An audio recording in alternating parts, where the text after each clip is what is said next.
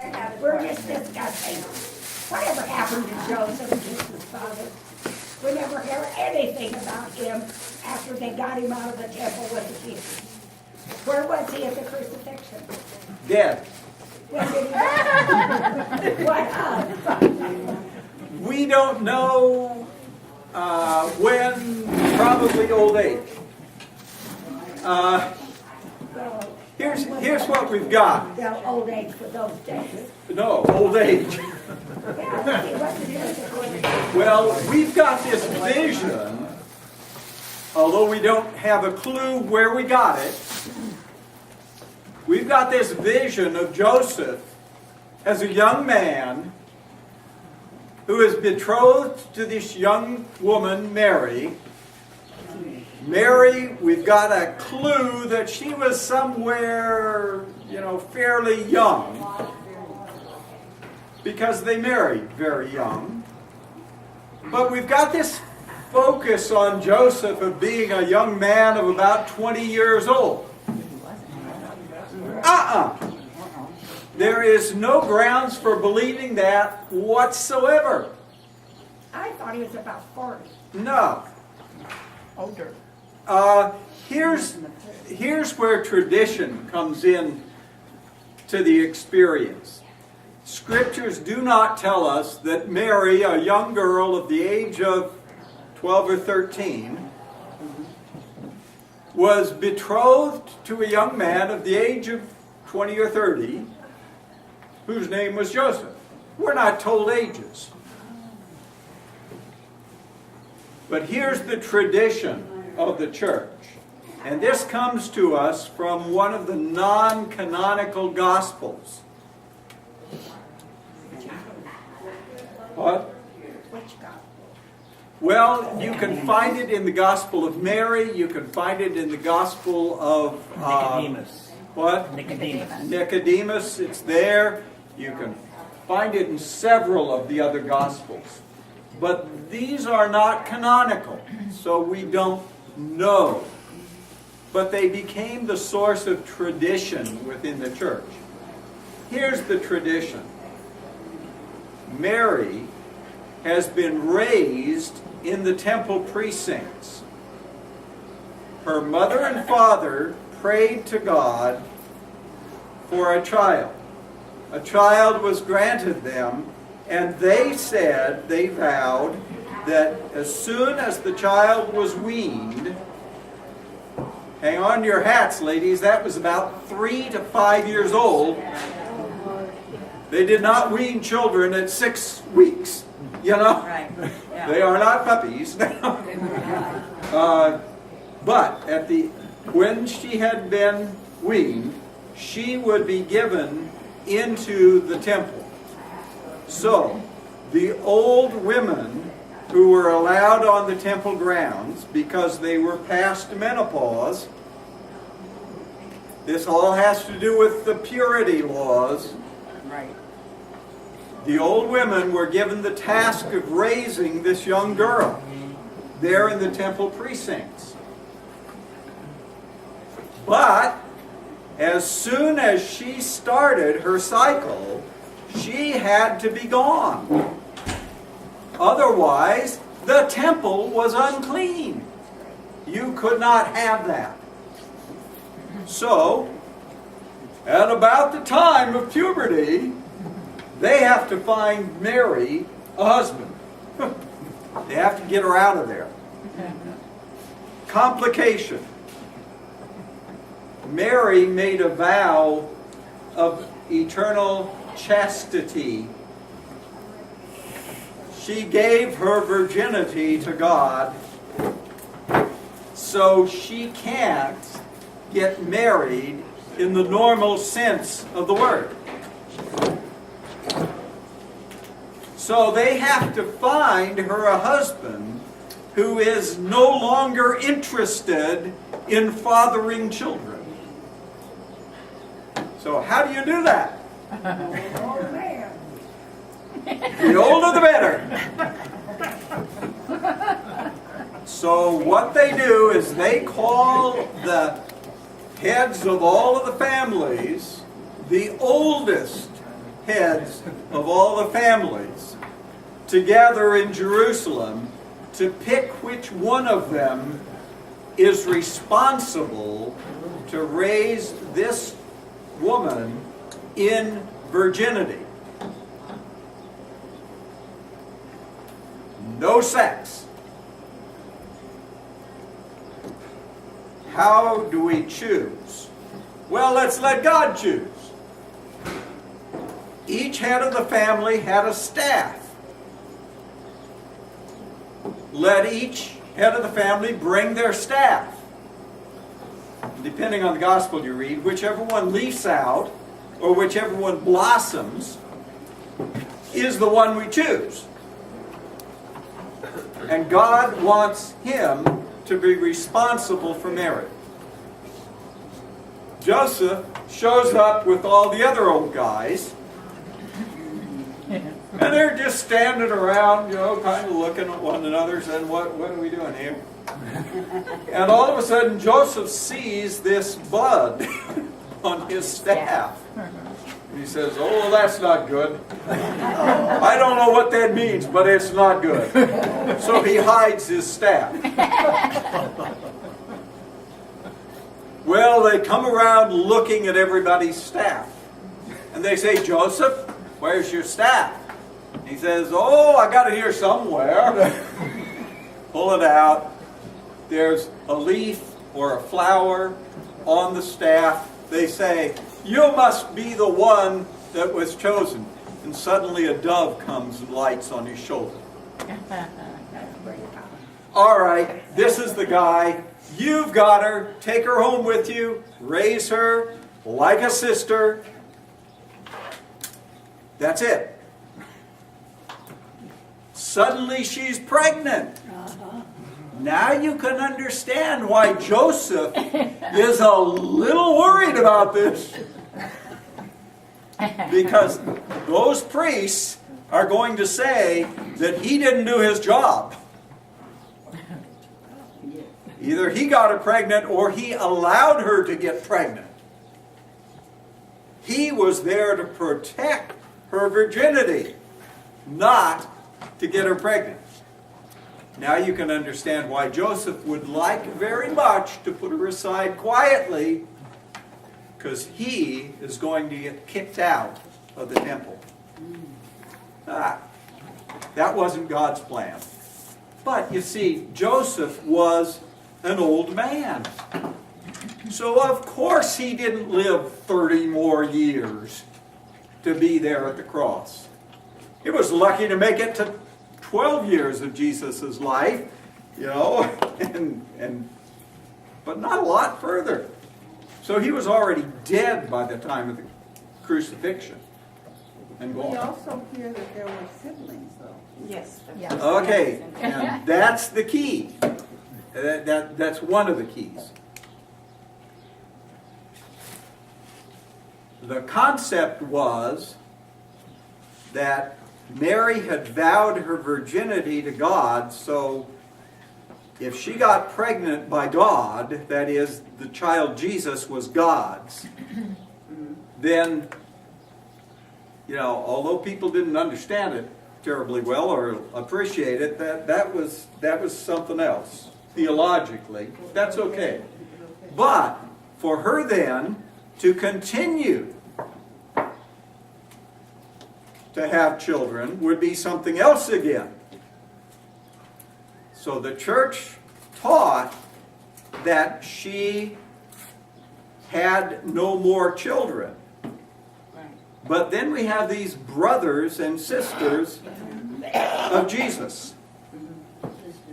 Well, the answer that the church made for a very long time, and still does, and I think with some credibility, is that Joseph already had a family. He had sons. He had daughters. Mary didn't, but he did. So why do we think that Mary had no other children? The only key, the only clue that we have that would kind of verify that idea is Jesus on the cross. Passing her on to. giving her to John. Jewish law requires a son to care for his mother. Now, wouldn't you all like to have that? Yeah, You know? I have one. You know? Except if you don't have a Yeah. We don't have Then a any son-in-law. But anyway, the idea was that Mary didn't have such a son to care for her. Her stepchildren didn't count by Jewish law. They weren't required to give a fig. They had to care for their own mother, although she was dead before this. But they didn't have to take care of Mary. If Mary had had more sons, then Jesus would not have given her to John. There is no reason to do that. She's already cared for by Jewish law. So, that one little piece out of John's Gospel says to us, this is the way it was. And John took her into his home and treated her as his own mother in Ephesus, where John was bishop. So, that's what happened to Joseph. That's the teaching about the brothers and sisters that the church has had for a long time. Now the Roman church is very adamant about that. Most of the rest of the churches say, who cares? Right. But I think there's a clue there in the crucifixion that we need to pay some attention to. Yeah. Harry was talking about these unapproved gospels, Oh yeah. and most of them come out of the Gnostic tradition. And depending on how you count them, there are anywhere from 7 to 10 of them. Yeah.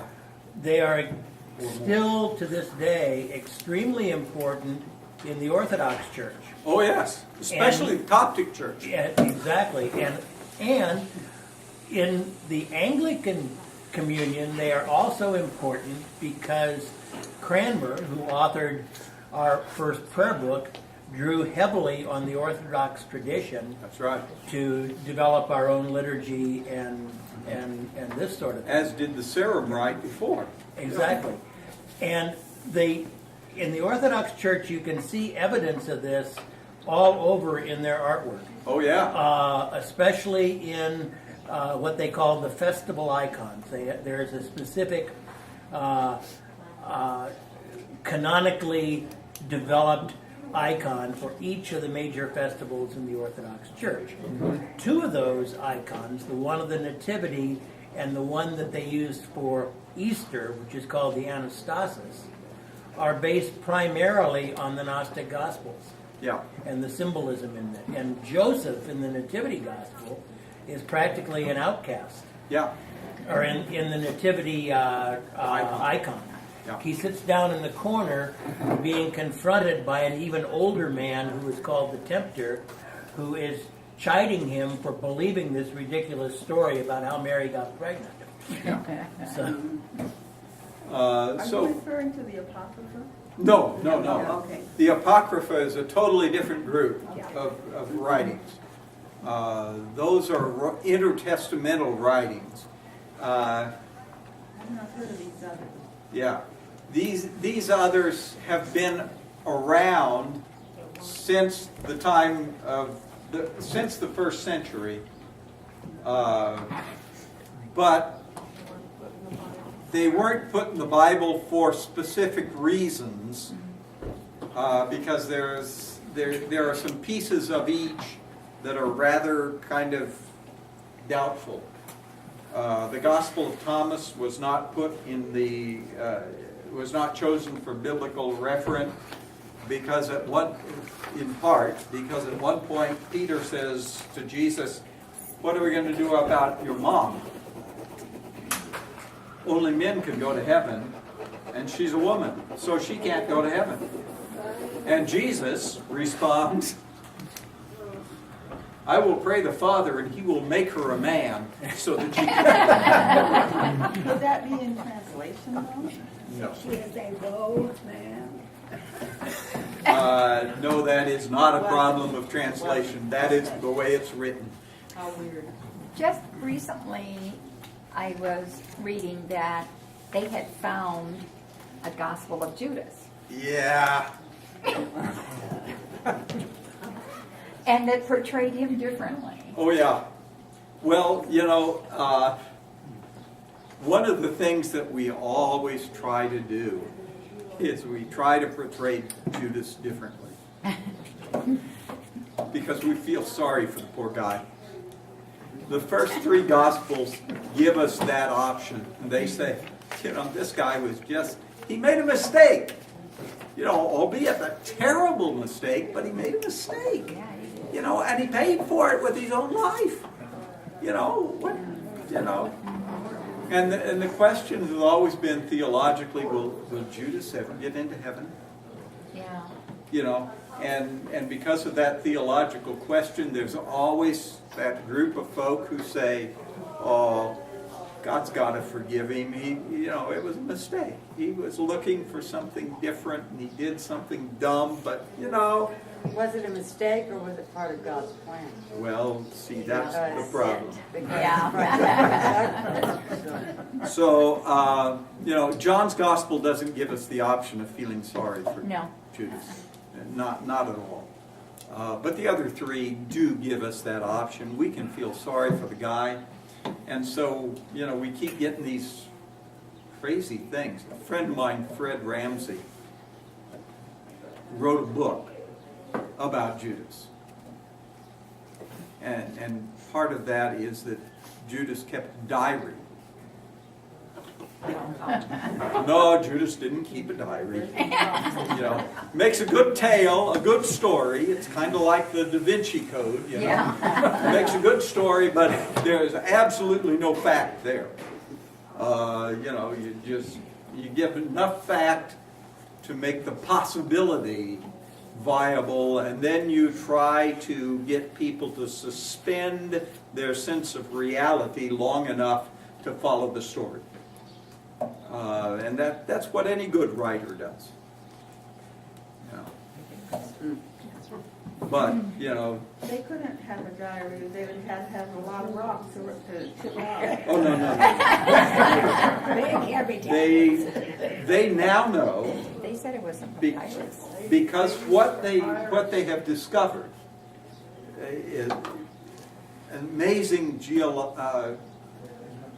amazing archaeological discovery. They found a 1st century codex. We never thought that such things existed in the 1st century. You had papyrus scrolls, Right. or you had pieces of skin that they used to write things on, but they were pieces and bits. And if you wanted to write a whole book, you wrote it on a scroll. And it might take several scrolls, to do a whole book.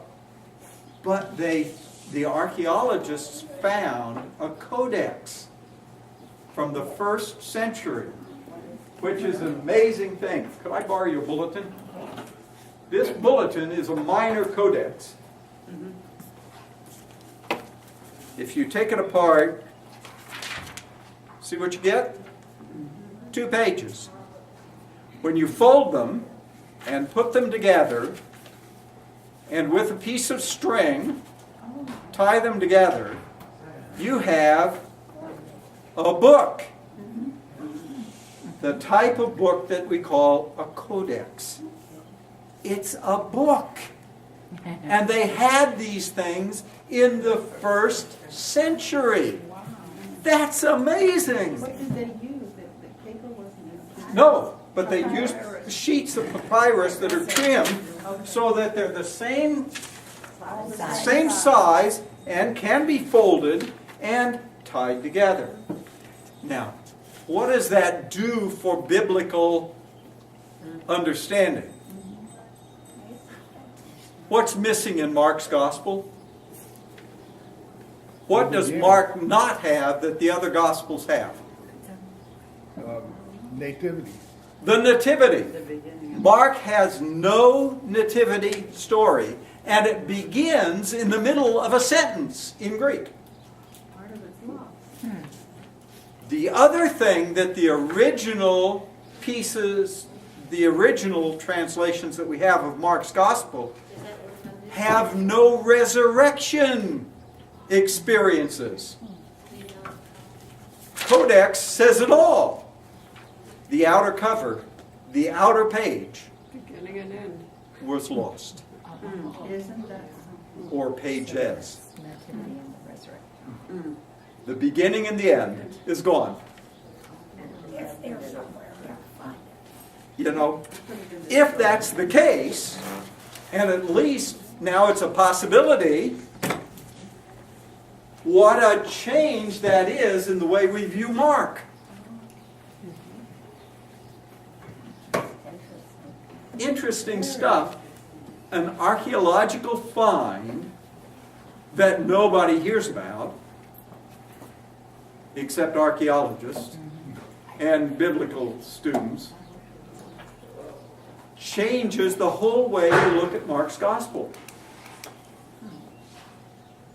An amazing idea. Now what you have to do is you have to go through Mark's gospel and try to guess what the beginning and the end were like. Good luck.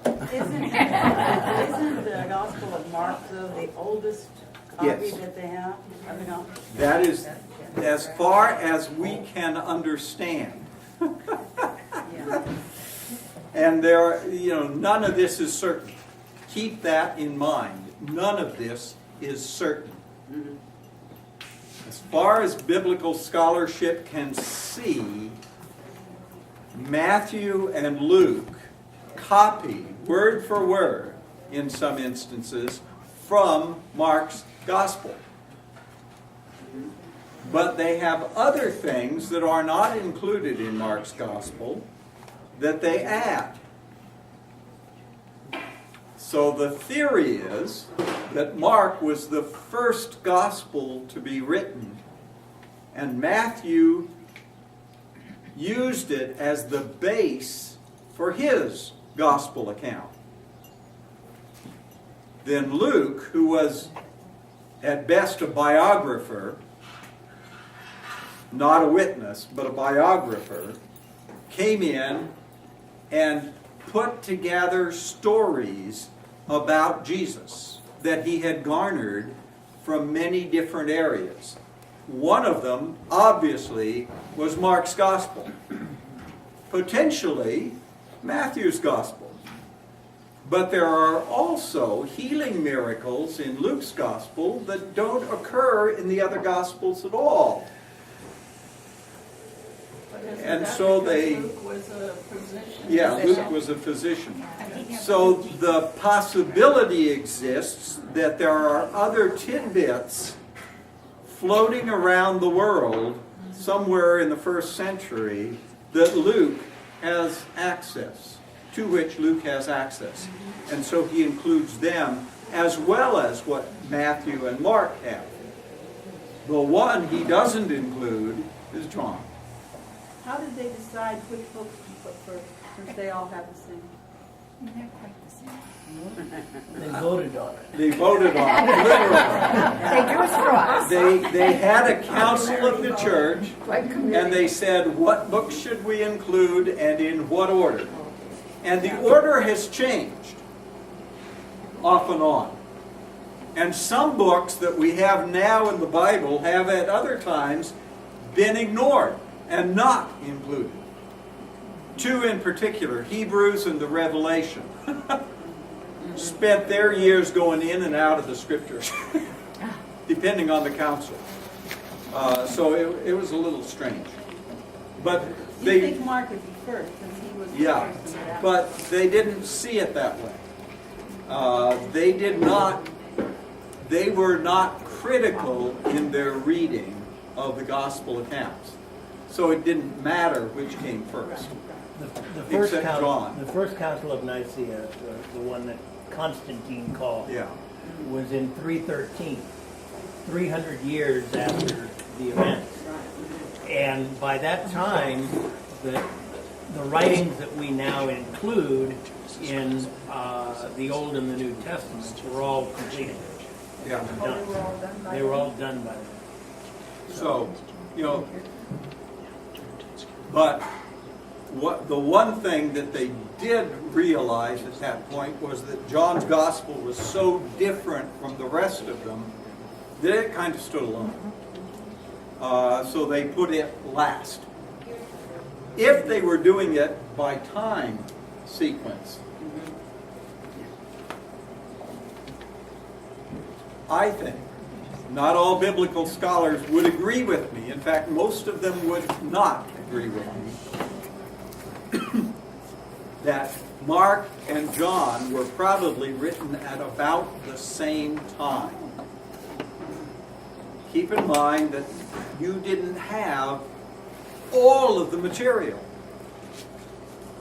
When it was written for a specific group of folk. Mark's gospel was written primarily with Peter as a source for the church in Rome. Mark was not Jewish.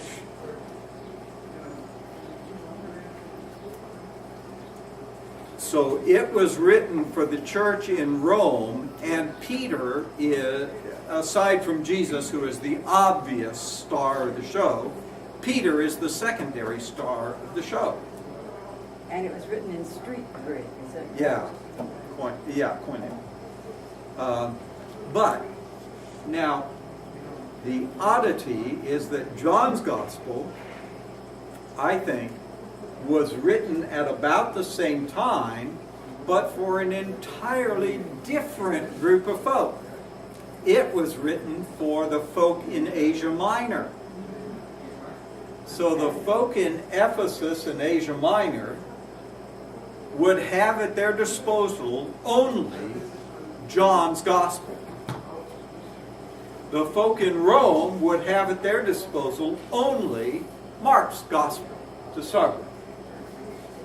When Luke came around and added more to Mark's gospel, Luke became the favorite gospel of the Romans rather than Mark. But he didn't change much of Mark. He still had Peter as the star of the show. Peter was still there. Yeah. Those are the people that would have known more of the facts because they were actually there. Yeah, well, only Peter, possibly Matthew, who wrote his gospel primarily for Jewish folk, and John. Mark was not one of the disciples. He wasn't there for any of it. He only heard from Peter. And Luke, like I say, was a biographer. He had never met Jesus in the flesh. So, it's kind of an unusual situation as that went through. But interesting nonetheless. Aren't the three Gospels, copies of those, something like 100, written 100 years later than Mark? I mean, according to the archaeology Well, of the documents? probably not 100 years. They were all probably written sometime within the 1st century. Okay. Mark was probably written first, and we kind of date Mark's gospel somewhere around Nero, although probably a little earlier than Nero. Oh, because I had read that it was dated at somewhere around 58 or 60 Yeah. AD, which would be 60 years after the crucifixion. Yeah, well, no, 30 years after the crucifixion. Okay, depending on, I guess, where Yeah, you're counting so from. 30 years, but within the lifetime of Peter.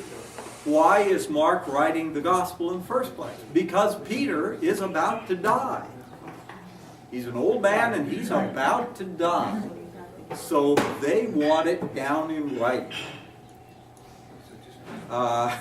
You know, that's why the gospel was written and not just told. So we're looking at possibly late 50s, early 60s for Mark. Okay. We're looking at the same probable date for John. We're looking at about 70 for Matthew and Luke. The same, basically the same time period. Basically the same time I period. thought, Yeah. yeah. See, I remember reading that it was like 100 years difference. Now, that is the time frame that we get for most of the non-canonical Gospels. Come to us somewhere in the 2nd or 3rd century. Right. Okay? So, the Gospel of Thomas is likely to be dated somewhere around 150. Okay. You know, so that's... Is it possible that it was kept as an oral tradition for so long because the Christians were being persecuted? And it was dangerous to put anything like that in writing? I don't Would that think... have been the reason? I don't think that would have been the reason. The reason is that the eyewitnesses are dying off. Right. And maybe it was just that they finally found somebody that knew how to read and write. Yeah. Because that wasn't a common thing in those days. Well, yeah, that depends on how you look at those days.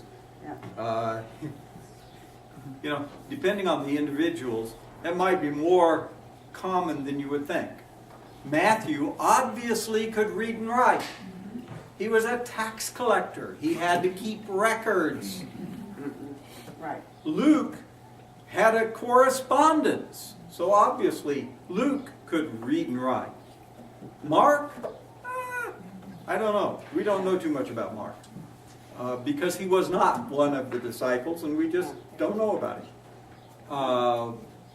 And the fishermen, And probably not. John, in John's Gospel, one of the marvelous things in John's Gospel, we have no clue that John was a fisherman.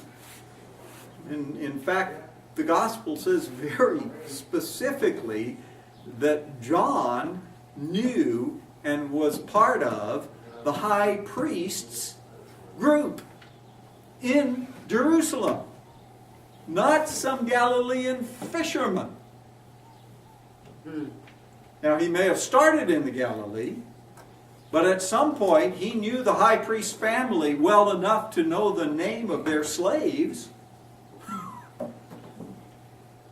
you know, well enough to require admission to the high priest's courtyard. You know, John knew those folk. So he wasn't a dumb fisherman who couldn't write or read. So that leaves us to the question of Mark. We're not sure about him. But, you know, the idea is write it down before the eyewitnesses are all dead.